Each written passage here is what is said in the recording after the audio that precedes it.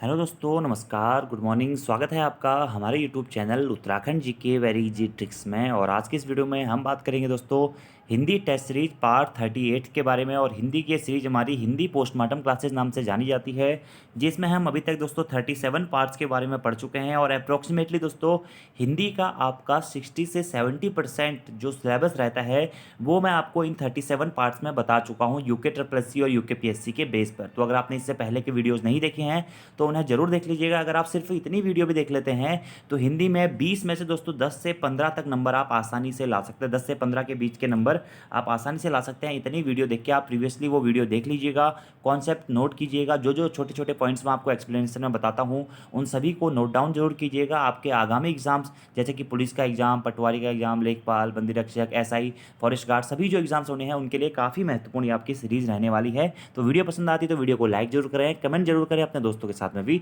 Video को जरूर share करें। और अगर आपने इससे पहले के 37 पार्ट्स नहीं देखे हैं तो आप उन्हें भी जरूर देख लीजिएगा। और दोस्तों 15 तारीख से हमारा एक नया टेस्ट सीरीज का बैच शुरू होने वाला है उत्तराखंड पुलिस कांस्टेबल और फॉरेस्ट गार्ड के एग्जाम्स के रिगार्डिंगली। और पटवारी, लेखपाल या एसआई वाले भी उस टेस्ट सीरीज के बैच को ज्वाइन कर सकते हैं, जिसमें हम यूके ट्रिपल एस सी के बेस पे जो हमारा 100 नंबर के पैटर्न रहते हैं उसी पैटर्न पर क्वेश्चंस बनाएंगे। और 15 जून से दोस्तों आपका ये बैच शुरू हो जाएगा हमारी application Uttarakhand GK very easy tricks पर, ठीक है। और अगर आप हमारी एप्लीकेशन से कोई अदर कोर्स लेना चाहते हैं या फ्रीली प्रैक्टिस सेट्स अटैम्प्ट करना चाहते हैं तो वहाँ पर आपको 15 से 20 मॉक टेस्ट या प्रैक्टिस सेट्स मिल जाते हैं दोस्तों। और कई सारी वीडियोज भी मिल जाती हैं, आप उनको भी देख सकते हैं और वहाँ से भी प्रैक्टिस कर सकते हैं। इसी के साथ साथ दोस्तों एक और चीज़ मैं आपको बता दूं कि हमारी एक उत्तराखंड की स्पेशल टेस्ट सीरीज भी चलती है जो कि उत्तराखंड टॉपिक वाइज सीरीज करके है। तो आप उन सीरीजेस को सॉल्व करके भी अपने एग्जाम्स के लिए अपनी तैयारी को ज़्यादा महत्वपूर्ण कर सकते हैं। तो इससे पहले दोस्तों 37 वाले पार्ट में मैंने आपको होमवर्क का क्वेश्चन दिया था, निम्न में से किस विकल्प के सभी शब्दों में उपसर्ग तथा प्रत्यय दोनों का प्रयोग हुआ है, ठीक है। तो आप में से कई सारे दोस्तों का आंसर इसमें बिल्कुल सही था। भरपूर और कुरूप, अनसुनी पागलपन, चुगलखोल पथरीला और दुस्साहसिक और आनुषंगिक। तो उपसर्ग और प्रत्यय दोनों का प्रयोग किसमें हुआ है दोस्तों? ये हुआ है दुस्साहसिक और अनुशासनिक में, ठीक है। अब देखिए दुस्साहसिक में क्या उपसर्ग है और क्या प्रत्यय है। दुस्साहसिक में दोस्तों दुस हमारा उपसर्ग है, ठीक है, दुस उपसर्ग है और इक क्या है? प्रत्यय है, ठीक है। तो इसमें क्या है? दुस उपसर्ग है और इक प्रत्यय है, ठीक है। और बीच का वर्ड क्या आ रहा है? साहस। बाकी अनुषंगिक में क्या होता है? अनु हमारा क्या है? उपसर्ग है और इक क्या है दोस्तों? प्रत्यय है, ठीक है। इसके बीच में क्या आएगा? शासन आएगा, ठीक है। तो उपसर्ग और प्रत्यय आपको बताइए कि शब्द से पहले जुड़कर जो शब्द में विकार लाते हैं या उसका अर्थ परिवर्तित करते हैं या शब्द परिवर्तित करते हैं वो हमारे उपसर्ग कहलाते हैं। और शब्द के बाद में लगकर उसमें कोई विकार लाते हैं, परिवर्तन लाते हैं, उसका अर्थ परिवर्तित करते हैं तो उन्हें हम क्या कहते हैं? प्रत्यय कहते हैं, ठीक है। तो उपसर्ग और प्रत्यय दोनों का प्रयोग हुआ है दुस्साहसिक और अनुशासनिक में, ठीक है। इसमें अनु उपसर्ग है और एक प्रत्यय है, इसमें दुस उपसर्ग है और एक प्रत्यय है। याद रखना है आपको दोस्तों ये पॉइंट, ठीक है। अब देखिए बाकी देखिए भरपूर में क्या है? सिर्फ और सिर्फ उपसर्ग ही उपसर्ग है, भर उपसर्ग है इसमें। कुरूप में क्या है? कु उपसर्ग है, ठीक है। क्या है? कु उपसर्ग है। अनसुनी में क्या है? अनुपसर्ग है। पागलपन में क्या है?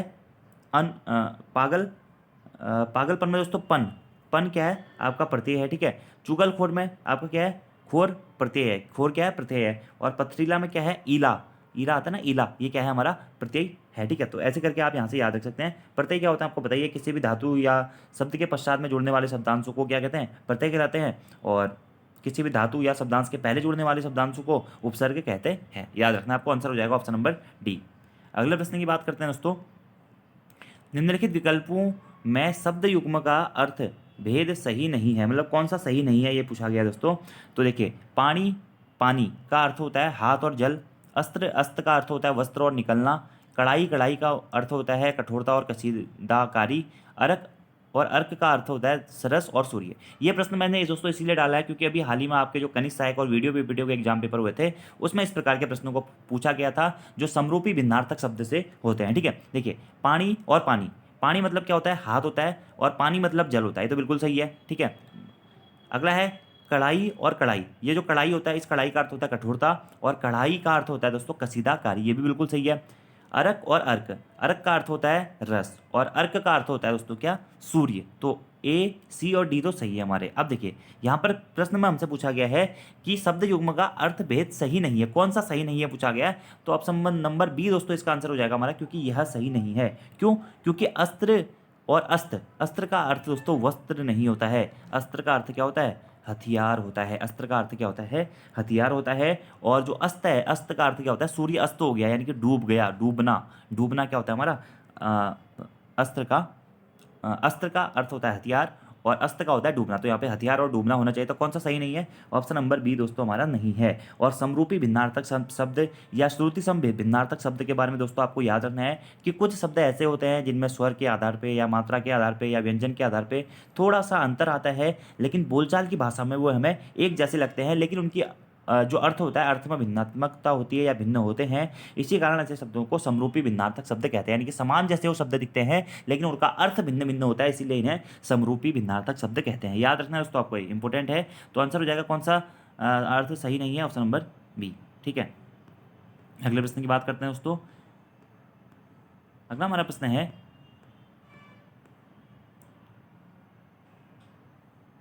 मैं खाना खाकर सो गया। इस वाक्य में खाकर किस प्रकार की क्रिया है? ठीक है, अब देखिए, मैं खाना खाकर सो गया, संयुक्त क्रिया, नामबोधक क्रिया, मिश्रित क्रिया या फिर पूर्वकालिक क्रिया। अभी हाल ही के एग्जाम में दोस्तों ये प्रश्न पूछा भी जा चुका है। तो क्रिया सबसे पहले आपको बताना चाहिए कि क्रिया क्या होता है, कि किसी भी कार्य का करना या होना क्या होता है, वह क्रिया कहलाती है। जैसे कि खाना पीना, पढ़ना, नहाना, दौड़ना, ये सब कुछ। ठीक है, ये क्या है? सब क्रिया है। और क्रिया के मूल रूप को क्या कहते हैं? धातु कहते हैं। आपको ये पता होना चाहिए, क्रिया के मूल रूप को क्या कहते हैं दोस्तों? धातु कहते हैं। बहुत बार ये प्रश्न पूछा गया है। और धातु से ही हमारा क्या होता है? क्रिया का निर्माण होता है। और हर क्रिया में क्या होती है? एक धातु उपस्थित होती है और धातु में प्रत्यय जोड़कर हमारा क्या होता है? फिर क्रिया बनाई जाती है। जैसे कि मैंने कहा क्या, जैसे पढ़ना है, पढ़ना में क्या है? पढ़ धातु है और ना प्रत्यय जोड़ के क्या हो जाता है? पढ़ना हो जाता है। तो ये हमारा क्या हो जाएगी? पूरी क्रिया हो जाएगी। ठीक है, अब क्रिया के या धातु के मूलतः दो भेद होते हैं। एक होता है मूल धातु और दूसरा होता है यौगिक धातु। मूल धातु जैसे कि खाना, खा में खा क्या है? मूल धातु है। और ना क्या है हमारा? इसका क्या हो जाएगा दोस्तों? प्रत्यय लगा के खाना हो जाएगा। ठीक है, एक ऐसी यौगिक धातु होती है जो कि मूल धातु में प्रत्यय लगाकर जो बनती है, वो हमारी यौगिक धातु कहलाती है। तो ये तो बेसिक सी चीज़ें हैं। यहाँ पे प्रश्न क्या है? मैं खाना खाकर सो गया। इस वाक्य में खाकर किस प्रकार की क्रिया है? संयुक्त क्रिया, नामबोधक क्रिया, मिश्रित वाक्य या फिर पूर्वकालिक क्रिया। तो देखिए, किस प्रकार की क्रिया है पूछा गया है, तो मिश्रित वाक्य तो वैसे ही हट गया। अब देखिए, संयुक्त क्रिया क्या होती है? सबसे पहले आपको बताना चाहिए, संयुक्त क्रिया जब दो क्रियाओं का संयोग होता है तो वो हमारी क्या कहलाती है? संयुक्त क्रिया कहलाती है। तो यहाँ पे संयोग जैसा कोई हो नहीं रहा है, तो ये भी ऑप्शन गया। नामबोधक क्रिया, अगला पॉइंट आता है कि नामबोधक क्रिया क्या होती है। ठीक है, तो पहली बात तो आपने क्रिया का ऐसा कोई पार्ट पढ़ा भी नहीं होगा, तो ये भी हटा दो। तो आंसर क्या है इसका? पूर्वकालिक क्रिया। क्या है? पूर्वकालिक क्रिया। जब कर्ता एक क्रिया को समाप्त करके कोई भी दूसरी क्रिया को प्रारंभ करता है, तो जो पहली वाली क्रिया होती है उसी को कहते हैं दोस्तों क्या? पूर्वकालिक क्रिया। जैसे कि वह खाना खाकर सो गया, खाना खाकर सो गया, तो पूर्वकालिक क्रिया। कैसे? देखिए, मैंने आपको क्या बताया, जब कर्ता एक क्रिया को समाप्त करके दूसरी क्रिया को प्रारंभ करता है, तब पहली की जो क्रिया होती है उसे पूर्वकालिक क्रिया कहते हैं। यहाँ पे दो क्रिया हो रही है, वह खाना खाकर सो गया। ठीक है, तो या वह भोजन करके सो गया, तो इसमें खाना खाकर या भोजन करके क्या होगा? पूर्वकालिक क्रिया होगा, जिसे करने के बाद में वह दूसरी क्रिया कर रहा है, क्या? सोने की। दूसरी क्रिया क्या कर रहा है? सोने की क्रिया कर रहा है। तो पहली वाली क्रिया क्या हो जाएगी? खाकर क्या हो जाएगी? हमारी पूर्वकालिक क्रिया हो जाएगी। ठीक है, याद रखना है। बाकी क्रिया के दो भेद आपको बताइए, कर्म के अनुसार या रचना के आधार पर क्रिया के दो भेद होते हैं। एक होता है सकर्मक क्रिया और दूसरा होता है अकर्मक क्रिया। जिस क्रिया के साथ कर्म के होने की संभावना होती है उसे सकर्मक क्रिया कहते हैं, और जिस क्रिया के साथ कर्म के होने की संभावना नहीं होती है, कर्म नहीं होता है, या जिसका फल कर्ता पर नहीं पड़ता है, मतलब कर्म जिसमें कर्म नहीं होता है उसका फल कर्ता पर पड़ता है, वो हमारी क्या होती है? अकर्मक क्रिया होती है। ठीक है, और आपको बताइए सकर्मक और अकर्मक क्रियाओं की पहचान क्या और किसको प्रश्न करने से होती है। ठीक है, अगर आप क्या और किसको, राम क्या खाता है? राम फल खाता है, तो ये क्या? सकर्मक क्रिया है। ठीक है, और राम रोता है, क्या और किसको का अर्थ आपको यहीं नहीं मिलेगा, तो रोना क्या हो जाएगा? हमारी अकर्मक क्रिया हो जाएगी। तो ये आपको पॉइंट दोस्तों याद रखने हैं। बाकी इसमें क्या होगी दोस्तों? आपकी हमारी पूर्वकालिक क्रिया होगी। और हाँ दोस्तों, नामबोधक क्रिया भी दोस्तों होती है। नामबोधक क्रिया में आपका होता ही है कि संज्ञा और विशेषण के साथ में जब हम क्रिया जोड़ते हैं तो उसे क्यों कहते हैं? क्या? नामबोधक क्रिया। ठीक है, नामबोधक क्रिया कहते हैं। ठीक है, जैसे कि दुखी होना। ठीक है, तो दुखी होना हमारे क्या है? नामबोधक क्रिया होती है। ठीक है, ऐसे रक्त खोलना, तो यहाँ पे संज्ञा के साथ में जब क्रिया को जोड़ते हैं तो वो नामबोधक क्रिया होती है। इसमें नामबोधक क्रिया ऐसा भी कुछ लग नहीं रहा है। ठीक है, तो आंसर हो जाएगा ऑप्शन नंबर डी, पूर्वकालिक क्रिया। अगले प्रश्न की बात करते हैं दोस्तों कि सरकारी अधिकारियों के मध्य ध्यानाकर्षण व स्पष्टीकरण हेतु सरकारी काम से व्यक्तिगत शैली में लिखे जाने वाले पत्र को क्या कहते हैं? तो सरकारी अधिकारियों के मध्य ध्यान ध्यानाकर्षण व स्पष्टीकरण हेतु सरकारी काम से लिखे जाने वाले व्यक्तिगत शैली के पत्रों को दोस्तों अर्धशासकीय पत्र या फिर अर्ध सरकारी पत्र कहा जाता है। और ये प्रश्न न जाने मैंने दोस्तों आपको कितनी बार करवाया होगा, एग्जाम में भी आया हुआ है। इसी सीरीज में मैंने आपको पूरी पत्र लेखन वाली जो टॉपिक्स हैं वो दिए हुए हैं, पार्ट 20 से लेकर पार्ट 23-24 तक, तो आप उन वीडियोज़ को भी जरूर देख लीजिएगा। देखिए, अर्ध सरकारी पत्र या अर्ध शासकीय पत्र, बात दोस्तों एक ही है। यह क्या होता है, एक प्रकार का सरकारी पत्र ही होता है, लेकिन सरकारी पत्र क्या होता है हमारा, क्या होता है, औपचारिक पत्र होता है। लेकिन अर्धशासकीय पत्र या अर्ध सरकारी पत्र क्या होता है हमारा, अनौपचारिक पत्र होता है। जब सरकारी कामकाज से संबंधित किसी भी मुद्दे पर व्यक्तिगत रूप से एक अधिकारी के द्वारा दूसरे अधिकारी को पत्र लिखा जाता है समस्याओं के निदान हेतु, तो उसी को हम कहते हैं क्या, अर्धशासकीय पत्र। वही लिखा गया है कि सरकारी अधिकारियों के मध्य ध्यानाकर्षण और स्पष्टीकरण हेतु सरकारी काम से व्यक्तिगत शैली, यानी कि व्यक्तिगत शैली, पर्सनल रूप से जो एक व्यक्ति के द्वारा दूसरे व्यक्ति को लिखा जाता है सरकारी फॉर्मेट में, उसी को अर्धशासकीय हमारा पत्र कहते हैं। यह क्या है दोस्तों हमारा, यह अनौपचारिक पत्र होता है, जबकि सरकारी पत्र क्या होता है, औपचारिक पत्र होता है। शासन के दो विभिन्न विभागों के अधिकारी जब शासन के कार्यों से संबंधित जानकारी प्राप्त करने या किसी कोई भी सूचना देने या स्पष्टीकरण देने या मांगने के लिए या किसी भी कार्य को शीघ्र से निपटाने के उद्देश्य से जो भी पत्र एक व्यक्तिगत स्तर पे एक विभाग के द्वारा दूसरे विभाग के कर्मचारी को भेजा जाता है, तो उसी को हम कहते हैं क्या, अर्धशासकीय पत्र। याद रखना दोस्तों आपको, यह व्यक्तिगत रूप से लिखे जाते हैं, ठीक है।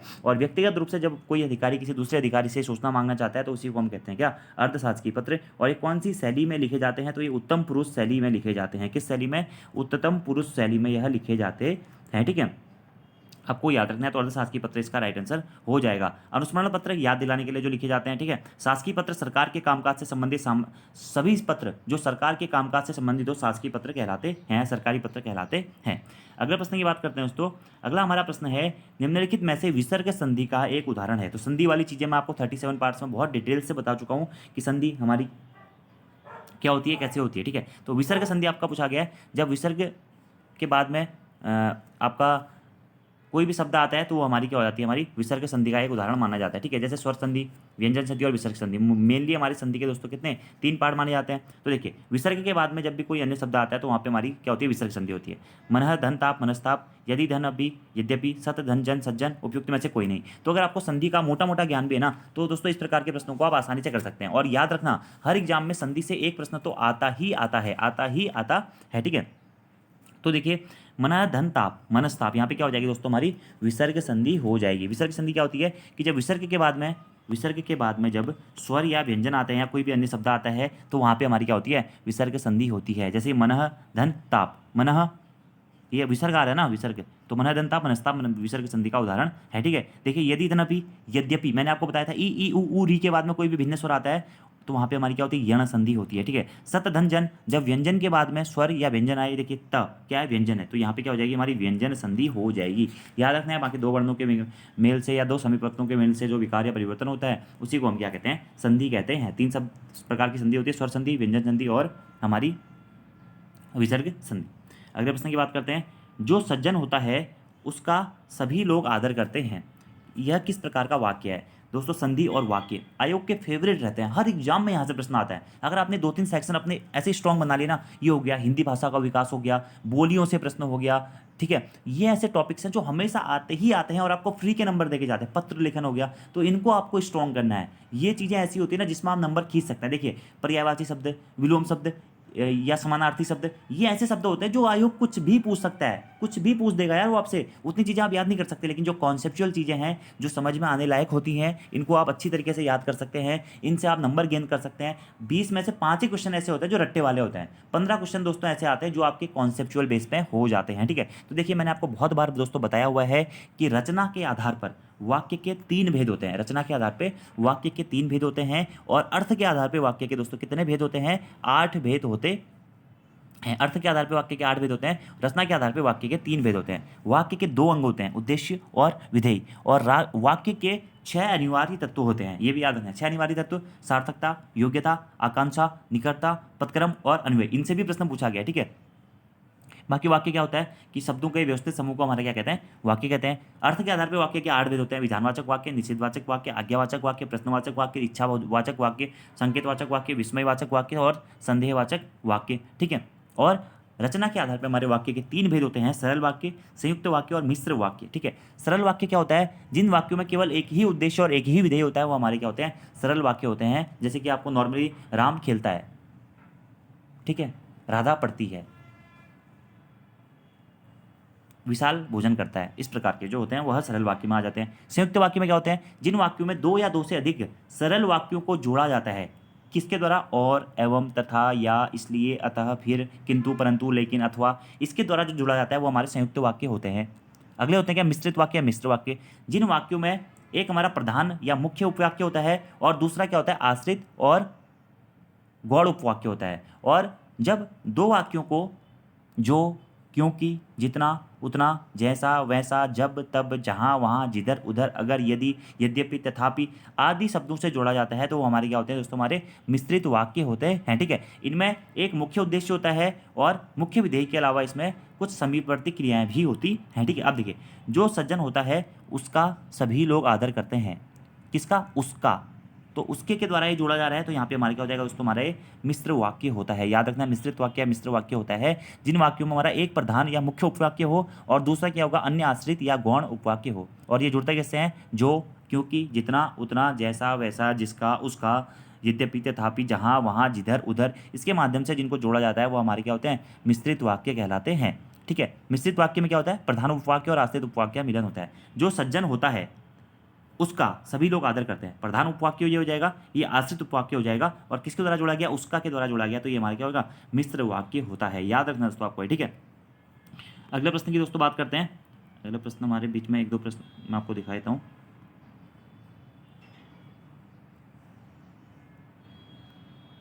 अगला हमारा प्रश्न है कि देवनागरी लिपि की उत्पत्ति हुई है ब्राह्मी लिपि से, गुप्त लिपि से, रोमन लिपि से, या फिर खरोष्टी लिपि से। ठीक है, तो देवनागरी लिपि की उत्पत्ति दोस्तों मानी जाती है किससे? ब्राह्मी लिपि से। और आपको याद रखना है कि भारत की सभी लिपियों की उत्पत्ति ब्राह्मी लिपि से ही मानी जाती है। ठीक है, अब देखिए, आपको 1 से 2 पॉइंट दोस्तों याद होने चाहिए कि अगर हम ध्वनि संकेतों के माध्यम से भाव या विचार की अभिव्यक्ति करते हैं तो उसे हम भाषा कहते हैं। भाषा क्या होती है? जब हम ध्वनि के माध्यम से अपने भाव या विचार को बताते हैं या उनकी अभिव्यक्ति करते हैं तो वो भाषा होती है। लेकिन जब हम लिखित रूप में अपने भाव या विचारों की अभिव्यक्ति करते हैं तो उसे हम क्या कहते हैं? लिपि कहते हैं। लिखित रूप में जब अपने भाव या विचारों को दूसरे तक पहुंचाते हैं तो उन्हें हम क्या कहते हैं? लिपि कहते हैं। और सभी देशों की लिपियां अलग अलग होती हैं, सभी भाषाओं की लिपियां भी अलग अलग होती हैं, ये आपको याद रखना पड़ेगा। ठीक है, अब देवनागरी लिपि हमें बताइए दोस्तों। हमारी भारत की राजभाषा हिंदी और अंग्रेजी है और लिपि क्या है? देवनागरी है। हमारी भारत की लिपि कौन सी? देवनागरी लिपि है। और इस देवनागरी लिपि की उत्पत्ति हुई है किससे? ब्राह्मी लिपि से। याद रखना है आपको। और भारत की लगभग सभी लिपियों की उत्पत्ति दोस्तों ब्राह्मी लिपि से ही मानी जाती है। और ब्राह्मी लिपि का प्रयोग सर्वप्रथम दोस्तों वैदिक आर्यों के द्वारा किया गया था। ठीक है, तो ब्राह्मी आपको याद रखना है, ब्राह्मी लिपि से हमारी देवनागरी लिपि की उत्पत्ति मानी जाती है। अब देवनागरी लिपि दोस्तों किस प्रकार की लिपि है ये भी आपको याद रखना है। तो ये क्या है? अक्षरात्मक लिपि है। देवनागरी लिपि किस प्रकार की लिपि है? हमारी अक्षरात्मक लिपि है। ये प्रश्न इंपोर्टेंट है, एग्जाम में पूछा गया किस प्रकार की लिपि है? अक्षरात्मक लिपि है हमारी देवनागरी लिपि। ठीक है, और अक्षरात्मक के साथ साथ में कहीं कहीं दोस्तों आप चित्रात्मक, भावनात्मक, इस प्रकार की लिपियों से विकास होकर इसका हमारा विकास हुआ है। ठीक है, बाकी लिपि के बारे में दोस्तों हमारे छोटे मोटे बहुत कॉन्सेप्ट होते हैं जो कि हम कभी किसी अगले प्रश्न में बात करेंगे। जैसे कि अगर हम लिपि के विकास के बारे में बात करें तो उत्तर ब्राह्मी लिपि आती है, उसके बाद में गुप्त लिपि आती है, फिर सिद्ध मात्रका लिपि आती है, फिर कुटिल लिपि आती है, और फिर कुटिल लिपि से हमारी नागरी लिपि आती है, और उसी नागरी से हम फिर हमारी देवनागरी लिपि के बारे में पढ़ते हैं। तो ये पूरा लिपि का विकास क्रम है। सबसे पहले उत्तर ब्राह्मी लिपि आ गई, इसीलिए हम कहते हैं कि देवनागरी लिपि की उत्पत्ति किससे हुई है? ब्राह्मी लिपि से हुई है। ठीक है, और यहीं पर अगर आपसे प्रश्न पूछा जाता है कि देवनागरी लिपि का विकास किस लिपि से हुआ है तो वहाँ पर हम पढ़ते हैं क्या?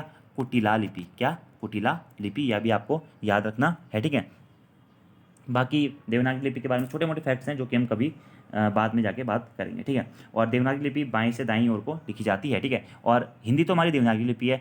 तो प्रश्न ये आता है कि दोस्तों अंग्रेजी किस प्रकार की लिपि है? तो अंग्रेजी हमारी दोस्तों क्या है? रोमन लिपि। अंग्रेजी किस प्रकार की लिपि है? रोमन लिपि है। अगले प्रश्न की बात करते हैं, तो आंसर हो जाएगा देवनागरी लिपि। अगला हमारा प्रश्न है, हिंदी में कुल कितने सर्वनाम हैं? 9, 11, 10 या फिर अगला है 12। तो हिंदी में कुल कितने सर्वनाम है दोस्तों? तो हिंदी में कुल सर्वनामों की संख्या मानी जाती है कितनी? 11। कितनी है? 11। कौन कौन से हैं 11 सर्वनाम? मैं, तू, आप, यह, वह, जो, सो, कोई, कुछ, कौन और क्या। याद रखना है दोस्तों, हिंदी में सर्वनामों की संख्या कितनी मानी गई है?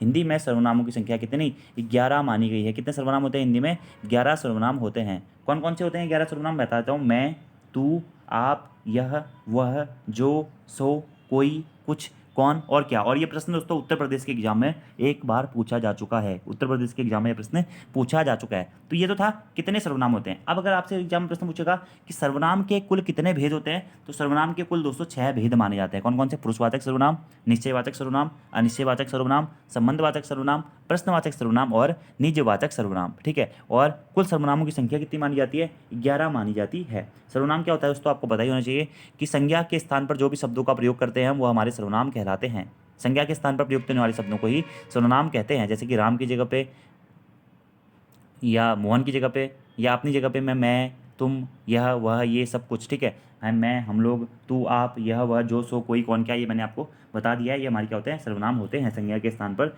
जो प्रयुक्त किए जाते हैं। तो आंसर हो जाएगा ऑप्शन नंबर सी 11। अगले प्रश्न की बात करते हैं दोस्तों। निम्न में से कौन सा शब्द पुल्लिंग है? ठीक है। तो पुल्लिंग और स्त्रीलिंग आयु का फेवरेट बना हुआ है। हर एग्जाम में यहाँ से भी वो प्रश्न पूछ रहा है कि पुल्लिंग कौन सा है, स्त्रीलिंग कौन सा है। और ऐसे प्रकार के प्रश्नों में दोस्तों होता है कन्फ्यूजन बहुत अच्छा हो रहा है। ठीक है। तो कौन सा शब्द पुल्लिंग में पूछा गया? आशा, कष्ट, क्षमा या फिर सेना। ठीक है। तो इसमें से दोस्तों अगर बात करें हम, तो कष्ट जो शब्द है हमारा दोस्तों, यह कष्ट क्या है? हमारा पुल्लिंग शब्द होता है। कष्ट किस प्रकार का शब्द है? हमारा कष्ट हमारा पुल्लिंग शब्द है। ठीक है। अब लिंग आपको दोस्तों समझ में आनी चाहिए कि लिंग क्या होता है। तो लिंग का मतलब मेनली क्या अर्थ होता है? हमारा चिन्ह होता है। ठीक है। लिंग का अर्थ क्या होता है?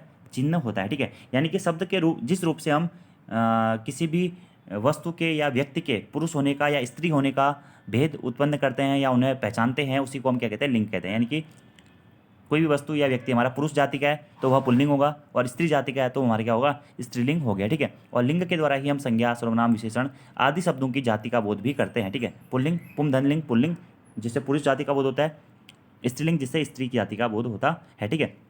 अब इसका दोस्तों नियम होते हैं। ठीक है। जैसे आप लिंग निर्धारण के नियम पढ़ेंगे तो रूप के आधार पर होगा, प्रयोग के आधार पर होगा और अर्थ के आधार पर होगा। 3 प्रकार से लिंगों का निर्धारण होता है। किस प्रकार से? रूप के आधार पे, प्रयोग के आधार पे और अर्थ के आधार पर। तो इसमें से कौन सा शब्द पुल्लिंग पूछा गया है? तो दोस्तों इसमें से क्या होगा? कष्ट हमारा पुल्लिंग शब्द होता है। जैसे हम कुछ भी पढ़ते हैं तो हम कहते हैं कि मुझे बहुत कष्ट हुआ, मुझे बहुत कष्ट हुआ, तो ये हमारा क्या होगा?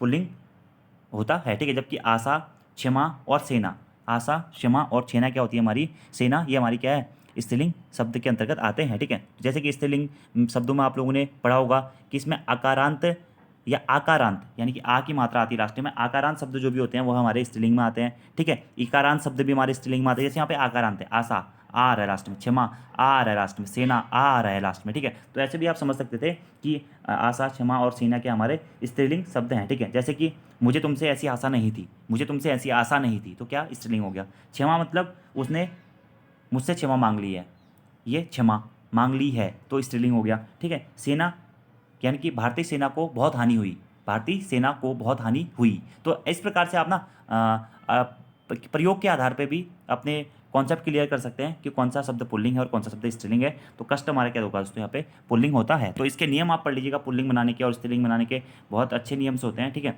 बाकी दोस्तों आज का आपका होमवर्क का क्वेश्चन है जो कि एग्जाम में भी पूछा जा चुका है कि टिप्पण मुख्यतः कितने प्रकार के होते हैं? 4 प्रकार के, 3 प्रकार के, 2 प्रकार के या 5 प्रकार के? इसका आंसर आपको कमेंट बॉक्स में देना है। और आपको आज की ये वीडियो कैसी लगी ये भी आपको दोस्तों जरूर बताना है। वीडियो पसंद आती तो वीडियो को लाइक जरूर करें, कमेंट जरूर करें, तो अपने दोस्तों के साथ में भी जरूर शेयर करें। और मैं कोशिश करूंगा दोस्तों अब आपकी क्लासेस को कंटिन्यू करने का, क्योंकि जुलाई माह में आपका फॉरेस्ट गार्ड का एग्जाम पेपर भी होना है। धन्यवाद।